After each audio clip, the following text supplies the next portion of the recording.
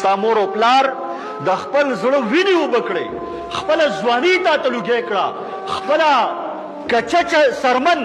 خپل حسن، خپله ځواني دی راواغسته، ستان یې قربان کو او دا ستا په ننګو کې چې اوس دا کم سره ښکارېږي که نه، نو دا ستا د مور او پلار ځواني په دې کې پرته ده. داسې نه لیکلي چې ته داسې ټیک ټاک او سلامت او ځوان جان بس د اسمان نه باران په شان راورېدلی وي یا د ځمکې نه راټوکېدلی وي او زما صاحب بس برید دې تو کړی بس داسې شی وي نه. دا ته چې دې منزل مقام ته رارسېدلی نو ستا مور او پلار قربانۍ ورکړي دي،